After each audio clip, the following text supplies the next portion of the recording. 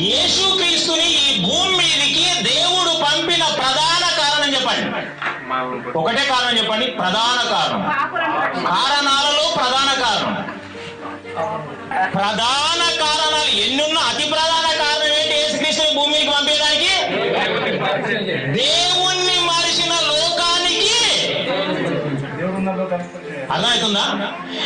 ఇప్పుడు దేవుణ్ణి మరిచిన లోకానికి దేవుణ్ణి పరిచయం చేయడానికి యేసుక్రీస్తు వస్తే, యేసుక్రీస్తుని దేవుడు దేవుడు దేవుడు దేవుడు అంటున్నాం అనుకో మనం. ఇప్పుడు మళ్ళీ ఎవరు మర్చిపోయినాం మనం? మళ్ళీ ఎవరు మర్చిపోయింది ఈ లోకం? ఆనాడు ఇజ్రాయేలీలు ఎవరిని మర్చిపోయారు? వాళ్ళు మర్చిపోయిన దేవుని జ్ఞాపకం చేయడానికి ఎవరిని పంపాడు? ఆయన వచ్చి ఎవరిని బయలుపరిచాడు? ఇప్పుడు మొత్తము ఆయన పంపించిన వ్యక్తిని దేవుడు దేవుడు దేవుడు ప్రభువా యేసయ్య యేసయ్య నా తండ్రి అంటే, ఇప్పుడు సర్వలోకం ఎవరిని మర్చిపోయింది? అసలు క్రైస్తవ్యం ఎవరిని మర్చిపోయింది? మరి ఇప్పుడు ఎవరిని పంపాలి? అర్థమవుతుందా? ఇప్పుడు ఎవరిని పంపాలి మళ్ళా దేవుణ్ణి బయలుపరచడానికి? క్రీస్తునే పంపితే బయలుపరచడానికి కాదు, చంపడానికే పంపుతాడు కానీ ఇంకా బయలుపరిచే అవకాశమే. గుర్తించుకోండి, ఇందులో ఎవరికైనా అవకాశం ఏమాత్రం లోపల దేవుడు అనొచ్చు కదా దేవుడు అనొచ్చు కదా కొద్దిగా కొద్దిగా నీవు రికమెండ్ చేసుకుని తొక్కుతాడు దేవుడు. అర్థమవుతుందా? నాకు దేవుని అన్న విషయంలో చాలా కోపం వస్తుంటది. నాకు అర్థం కావట్లేదు, మీరే ఆలోచించండి.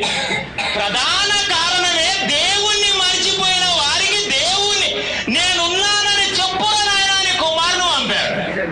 ఆ దేవుణ్ణి బయలుపరచడానికి వచ్చిన కుమారుడు బయలుపరిచాడు అంతే. నీవే దేవుడు నీవే దేవుడు నీవే దేవుడు. మళ్ళీ ఎవరిని మర్చిపోయాం మనం? మళ్ళీ ఎవరిని పంపాలి ఇప్పుడు? దేవుడు మళ్ళా మర్చిపోయిండ్రు కదా వీళ్ళు. ఇంకెవరిని పంపాలి? యేసుక్రీస్తు కుమారునిగా వచ్చాడు, సర్వసత్యంలోనికి నడిపించడానికి పరిశుద్ధాత్ముడు వచ్చాడు. ఇంకెవరిని మీకు ఎవరు దయ్యాన్ని పంపించాలా? అప్పుడు దేవుణ్ణి మర్చారు. ఇప్పుడు దేవుణ్ణి మరుస్తే నీవు బ్రతకడమే ఈ భూమి మీద వేస్ట్. అదేనా? క్రీస్తుని దేవుడు దేవుడు దేవుడు అంటే నీవు ఖచ్చితంగా దేవుల్లో లేనివాడివి. అర్థమవుతుందా? ఇంకా నీకు దేవుణ్ణి బయలుపరచడానికి ఎవ్వడు వచ్చినోడే మళ్ళీ వస్తే నీవు నాశనమే కానీ మళ్ళీ ఛాన్సే లేదు. గట్టిగా నమ్ము, యేసుక్రీస్తు దేవుని కుమారుడని నమ్ముతే తప్ప నీకు నిత్య జీవం లేదు. సింపుల్ గా లెక్కేసుకో. దేవుణ్ణి మరిచిన వ్యక్తికి దేవుణ్ణి బయలుపరచడానికి వచ్చానని సత్యంగా చెప్తున్నాడు. అర్థమవుతుందా? బయలుపరిచిన వ్యక్తినే దేవుడా దేవుడా అంటే ఎట్లా? మళ్ళీ నువ్వు దేవుణ్ణి మర్చిపోయావు కాబట్టి